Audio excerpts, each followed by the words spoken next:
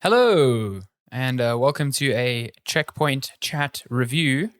Do these every now and then. My name is Alessandro Barbosa. I'm joined, as always, by Matthew Figuera. A limited edition series of one-off reviews we break out just limited for YouTube. Edition. It's quite just, lovely. just for YouTube.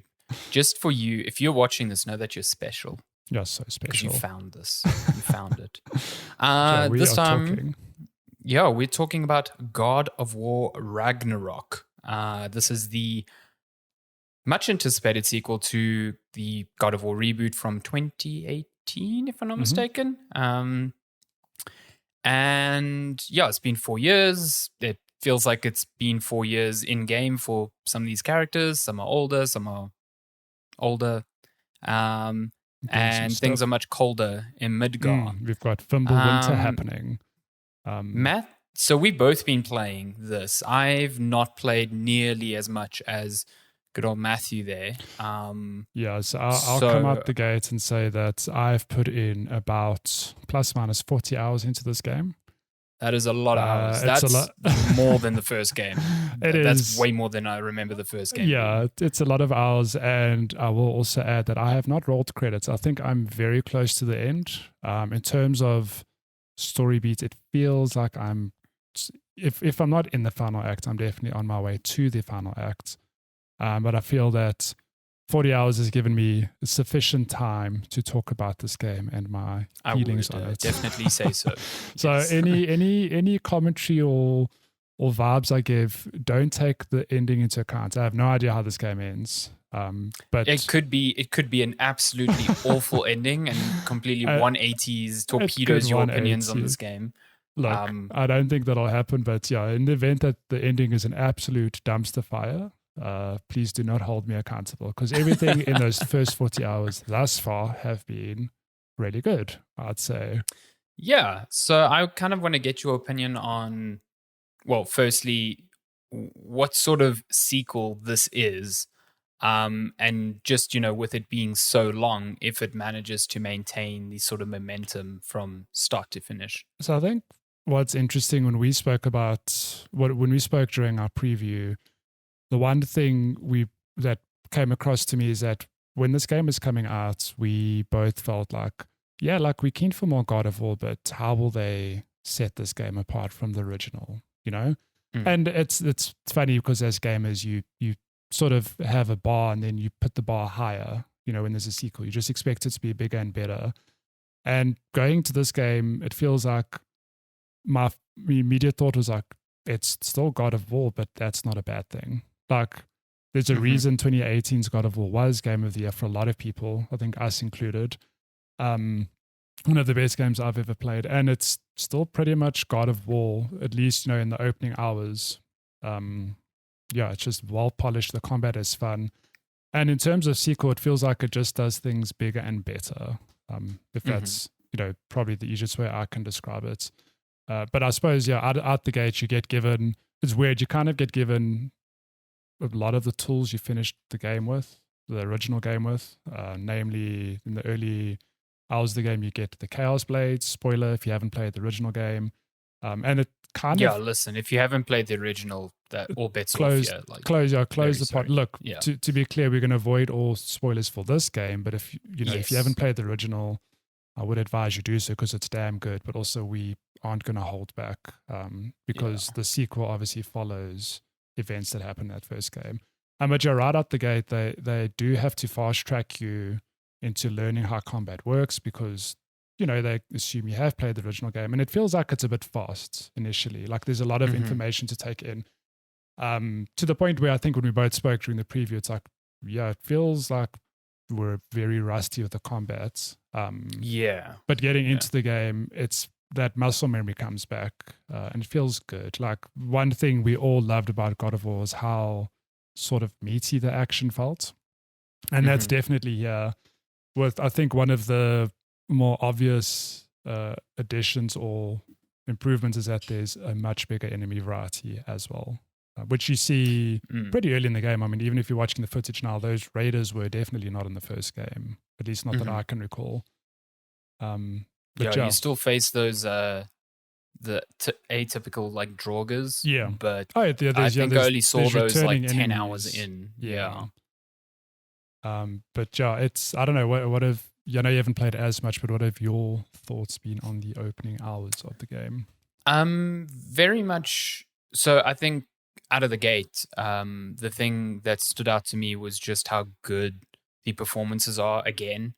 I think the actors for Kratos are Christopher Judge and Atreus. I don't actually know the actor's name. I think they're both very, very good. And I think there's just some of the best like voice work and just animation, motion capture acting that you can find in a game. And that's sort of what's been keeping me hooked because, like you said, the beginning's very familiar, the combat is very familiar, and I think for especially the first couple of hours, the combat's not that exciting. And I think that is exactly what I felt when I played the original as well. I distinctly remember when I played 2018's one, like a good 6 hours in, I was like, this game it feels weird. It doesn't feel like it's all the way there. And then it gets all the way there because it kind of starts opening up and, starts giving you more mechanics to play around with. And I feel like I'm at a point now in the game, I'm around 10 hours in, and I feel like I'm at that point now where I'm like getting a lot of things and unlocking a lot of abilities for the combat that make it feel more dynamic. There's a lot of cool environmental puzzles now. And I have a bit more freedom to kind of pick and choose where I go. Similar to the previous game, you are going to be traveling between realms, but in this one you have access to all 9. Yeah, and you can kind of bounce between them at will. As you unlock them. But yes. and on that front, I think that's one of the compliments I can give this game is that the first one definitely took you to places, like a couple of realms, but not in a bad way. But it felt like they were kind of empty, if that makes sense. It's like, we're in Midgard, and it's really just it's Kratos and Atreus and all these other enemies, and a couple of side characters, the good dwarves, Freya, etc. Whereas this game, you travel between realms, and a couple of them feel like it still feels, not quite on a grand scale of, this isn't cyberpunk. You're not walking into a dense city with, X amount of NPCs. But it feels like definitely not. No, but the worlds feel more lived in.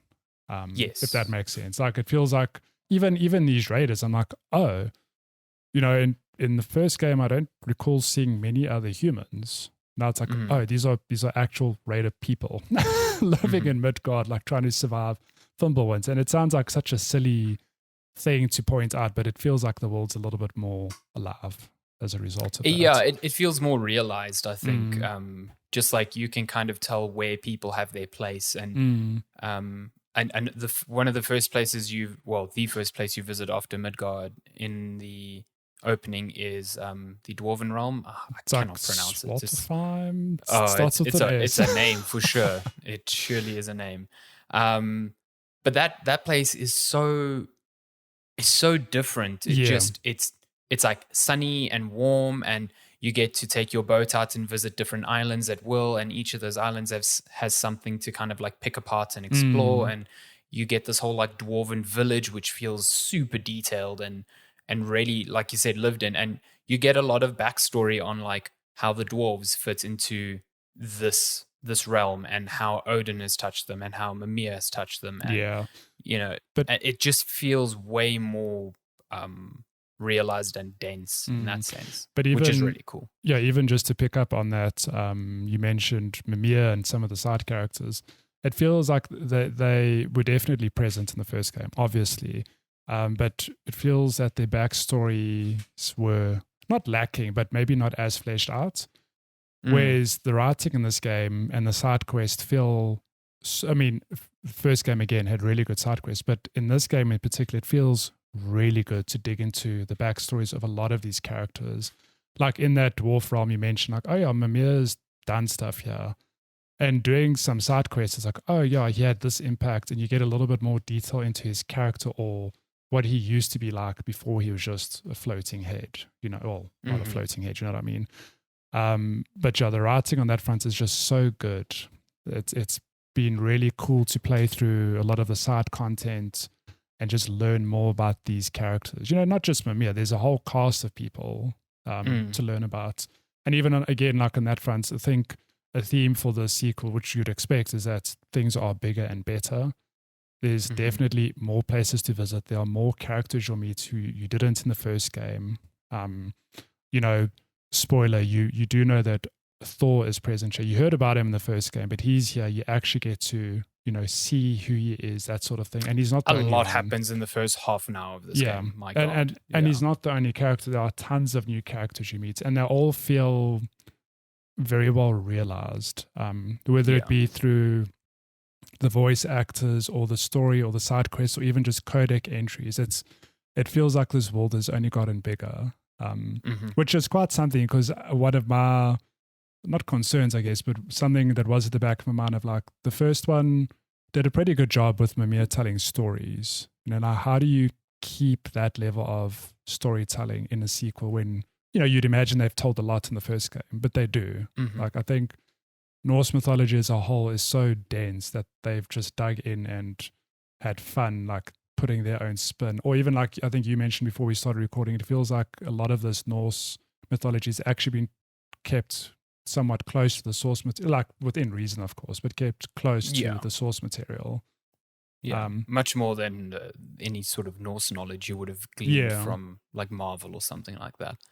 What? Odin's not, Thor's not chiseled. Come on. No. What's going on here? I almost feel like, maybe you have a different perspective on this, having played a lot more of the story, but where I am right now, this almost doesn't feel like a Kratos story. It feels like Kratos had his story.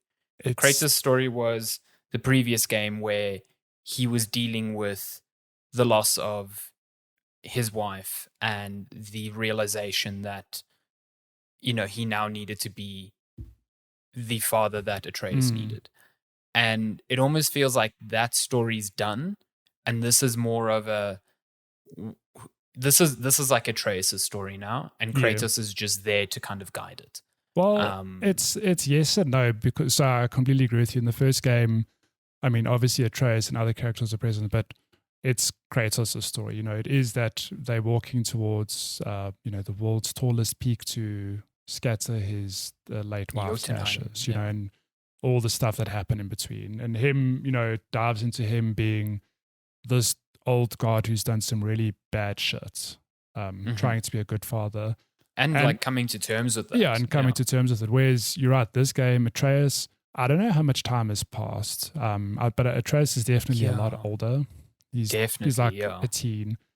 And he's a lot more, you're right, it's definitely a lot more about his story. But I feel it's not to say Kratos isn't important or any of the other characters. But not at all. Yeah. It does feel like Atreus does take more center stage here.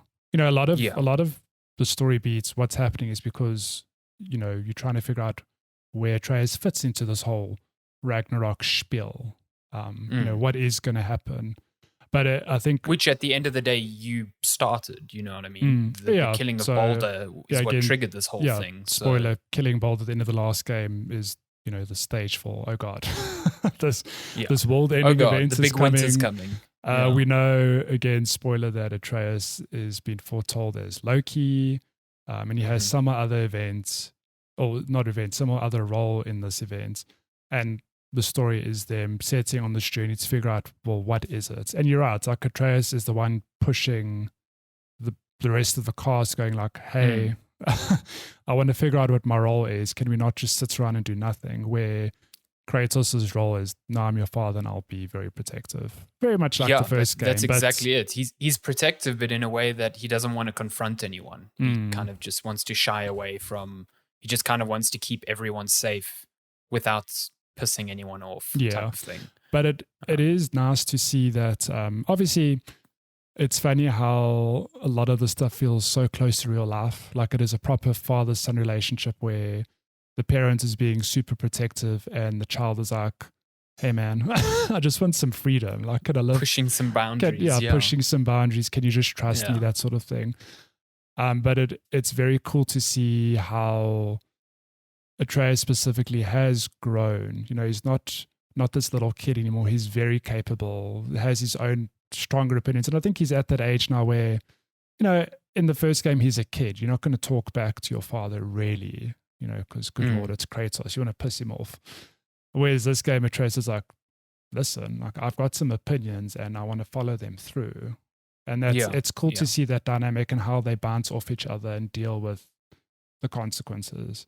Like I think one thing that's carried this game through, like you can say what you want about the combat, whether you happy with the same or not, but I've been enthralled just playing through the story, dying to see what actually happens, and peppered in with a lot of the side stuff, which it's not necessary. Like you could 100% just play this game through the main quest, but the writing is so good. You feel like, I feel like, how can you not do some of these side quests? How can you not learn about some of these other characters that are here with Kratos and Atreus on this journey?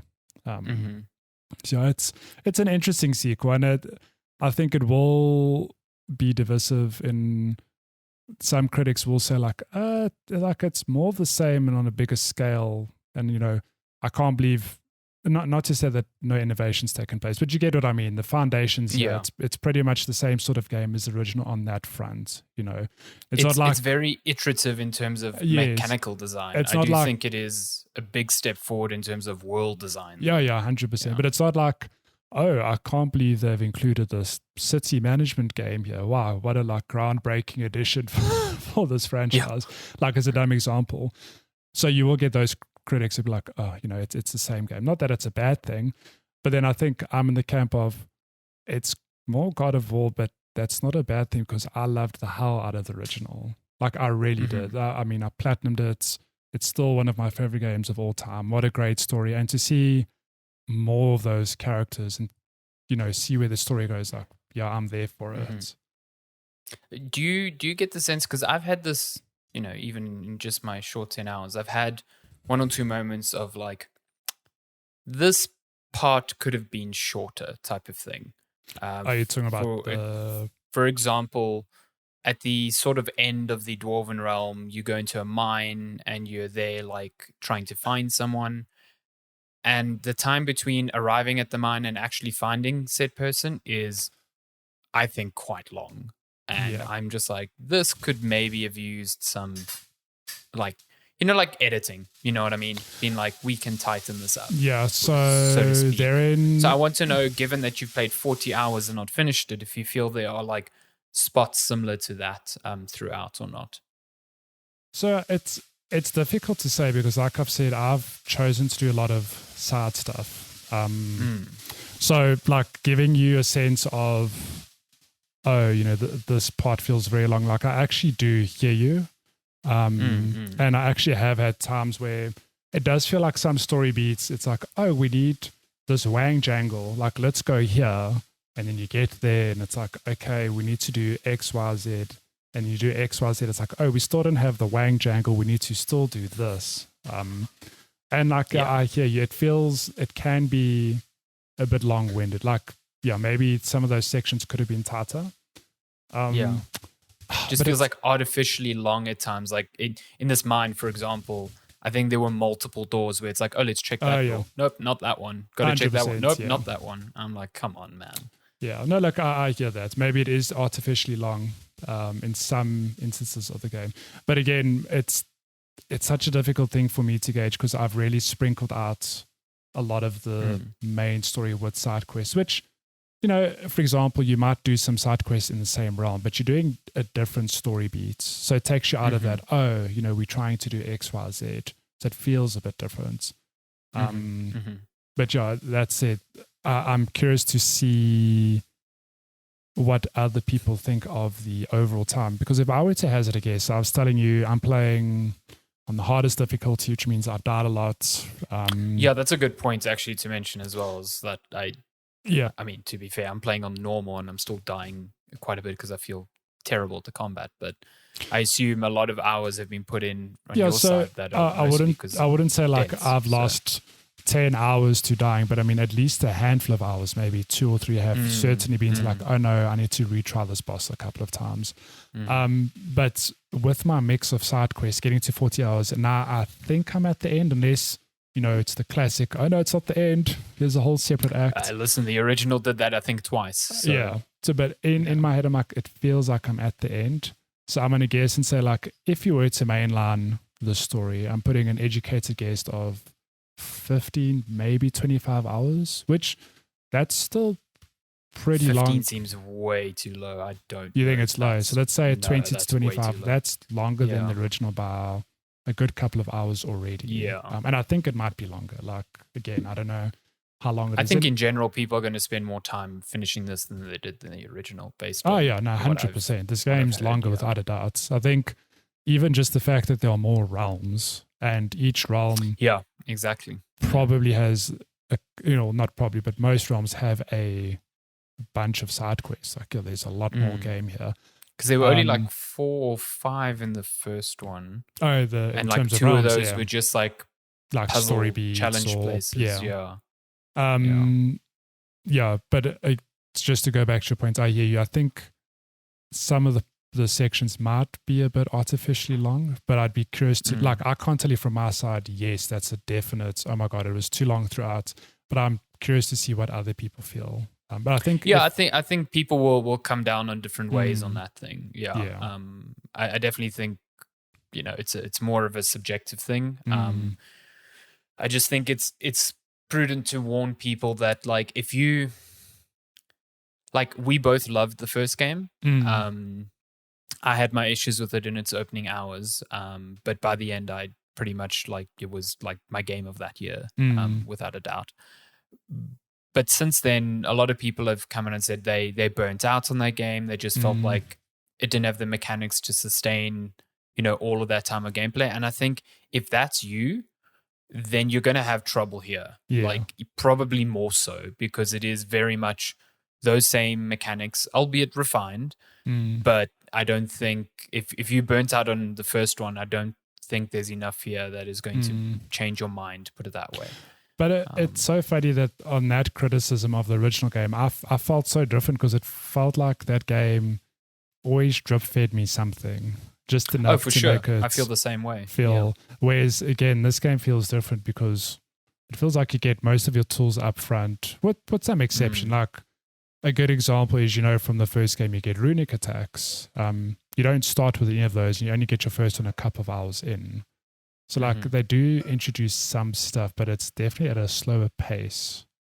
Yeah, because you front-loaded with so much stuff. I think if they front-loaded that and then started drip-feeding you immediately, it would be overwhelming. Yeah, it'd be way too much. But I think that's why now I'm at a point where I'm feeling a bit more empowered with the abilities I have, is because that drip-feeding is now starting again after the like deluge of it at the beginning. And it just feels like it's more dynamic. So, I guess in closing, I'm nowhere near the end, but I'm having a good time so far. I think the story is really what's keeping me hooked, just like the first game is. That's what kept me hooked. Straight up cried in the first 5 minutes, because dear God, there's a scene there that is just heartbreaking. It's a left field scene, and just you won't beautifully acted, just incredible. Like, but so I'm excited to see the conclusion, and I'm actually quite happy, especially now that I've kind of settled in. I'm very happy this is the conclusion of the story. If this was a middle of a trilogy story, I would already be feeling like, oh God, I can't do this for another game. You know what I mean?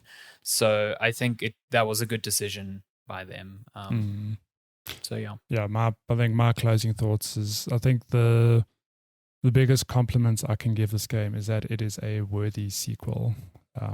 Because let's be honest, how do you follow one of the best games ever made? It's not just my opinion. It won many Game of the Year awards that year for good reason. Like, it's a very well made, well polished, great game, fun to play, gorgeous to look at. Even on the PS4 back then, playing it on PS5 now with 60 FPS is just, it feels good. But in terms of that, like the quality is just you can't flaw the studio. In terms of design and visuals and that and just everything, voice acting, facial capture, it's just top notch across the board. Like I can't offer criticisms on that front specifically. So yeah, take my hat off to the team. It's easily one of my favorite games this year.